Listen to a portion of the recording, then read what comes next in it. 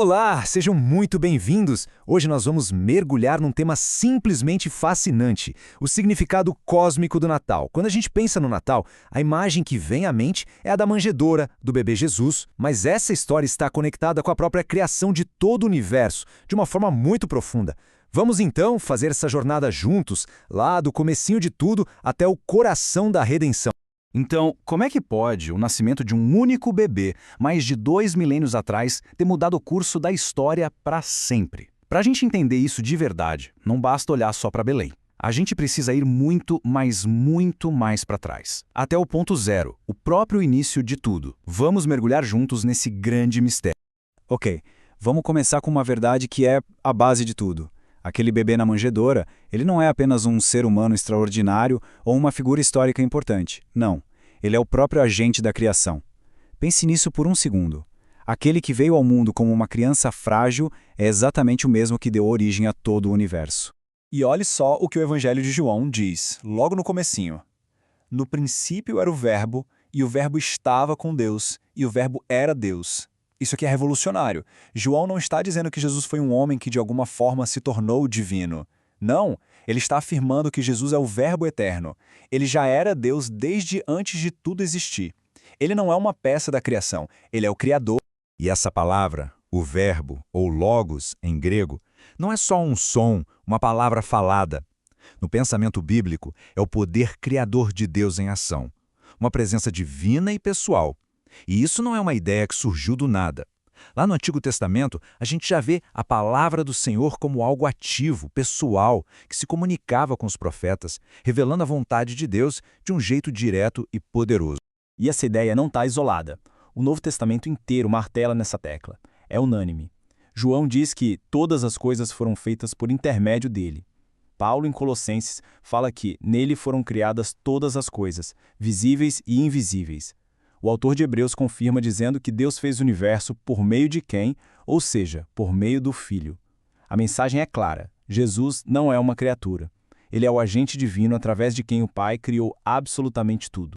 Mas espere um pouco, porque a atuação de Cristo não parou lá na criação, de jeito nenhum. O mesmo poder que deu o start no universo é o que mantém tudo funcionando, agora mesmo, neste exato momento.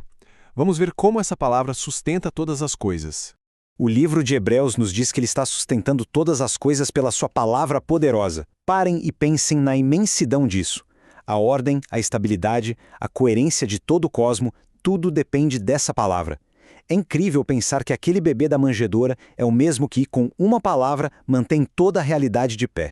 Sabe, as estrelas que vemos no céu, a Terra girando perfeitamente no seu eixo, os planetas em suas órbitas, até as marés do oceano.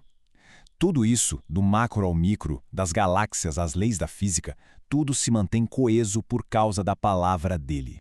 Não é um esforço contínuo como se ele estivesse fazendo força. Não. A sua palavra poderosa é suficiente para manter tudo em perfeita ordem. E é bem aqui que a gente chega no ponto central, no coração da história do Natal. É um mistério tão profundo que a nossa mente mal consegue alcançar, mas que revela o amor de Deus de um jeito extraordinário. É o seguinte: no Natal, o que a gente celebra é que o próprio Criador entrou na sua criação. O Verbo infinito se fez carne. O sustentador do universo nasceu. Em humildade, aquele que está fora do tempo e do espaço, que sustenta tudo, aceitou nascer como um de nós, dentro do mundo que ele mesmo criou. É um paradoxo incrível. O apóstolo Paulo tenta explicar isso lá em Filipenses, e ele usa a imagem de uma grande troca. Ele diz que Cristo, que existia na forma de Deus, se esvaziou. Ele não se agarrou à sua igualdade com Deus, mas abriu mão voluntariamente de sua glória e tomou a forma de servo, nascendo como um ser humano. É um ato de amor e humildade sem precedentes.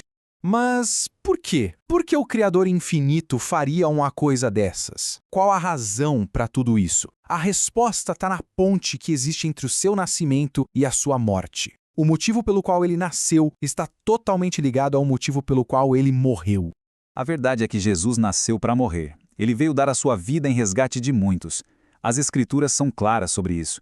A humanidade, por causa do pecado, se encontrava numa situação sem saída, incapaz de se consertar. A lei de Deus mostrava o padrão, mas a nossa natureza caída nos impedia de cumpri-la. Então, era preciso uma intervenção divina. Alguém tinha que ver de fora para resolver o problema de dentro. E essa intervenção foi a vida de Cristo. Uma vida de obediência perfeita, total ao Pai. Um caminho que descia, descia, descia, até chegar ao sacrifício final na cruz. Foi lá que ele pagou a nossa dívida. E essa descida é como uma escada. Primeiro, ele se esvaziou da sua glória. Depois, tomou a forma de servo. Aí, ele se humilhou ainda mais e se tornou obediente até a morte. E não qualquer morte, mas a morte de cruz, a mais humilhante e dolorosa daquele tempo. É uma descida progressiva, do ponto mais alto do universo ao ponto mais baixo da vergonha humana. Tudo isso por amor, uma entrega total. Podemos olhar para a cruz e pensar que foi uma tragédia, mas não foi. Foi um triunfo. Ali, naquela cruz, Deus estava punindo o nosso pecado na carne do seu próprio Filho. Cristo tomou sobre si a condenação que era nossa, para que quem confia nele pudesse receber o perdão que ele oferece. É a troca mais maravilhosa da história, um ato de amor que nos trouxe de volta para perto de Deus. Mas a história não acaba aí, de jeito nenhum. A cruz não é o fim da linha, porque a morte não conseguiu segurar o Rei da vida. A ressurreição de Jesus muda tudo. É a prova final de que o amor de Deus é mais forte que o pecado, mais forte que a morte. É o início de uma esperança completamente nova. Com a ressurreição, Jesus dá o pontapé inicial na nova criação. Pense nisso. O mesmo que lá em Gênesis disse, haja luz, e a luz apareceu, é o mesmo que agora está fazendo novas todas as coisas. Ele está oferecendo uma chance de recomeçar, uma vida nova, uma esperança que não morre e um futuro garantido. Então a humanidade se encontra em uma de duas realidades. Ou se está em Adão, debaixo da condenação, da lei do pecado e da morte, ou se está em Cristo. E em Cristo não há mais condenação. O que governa é a lei do Espírito de vida. O destino final muda de separação para a vida eterna. Através da fé acontece essa transferência, essa mudança de realidade. E essa promessa de Apocalipse, eis que faço novas todas as coisas, é a garantia final. Ela vem daquele que é o alfa e o ômega, o começo e o fim de tudo. É um convite aberto para fazer parte dessa nova criação, para deixar o passado para trás e abraçar um futuro cheio de esperança e de vida nova. Então, juntando todas as peças, o bebê na manjedoura é muito mais do que parece. Ele é o Verbo que criou tudo, o Rei que sustenta o universo, o sacrifício que nos redime do pecado e o Senhor da nova criação. Esse é o verdadeiro e cósmico significado do Natal. É o ponto central de toda a história. Diante de tudo isso, o Criador do universo estende um convite.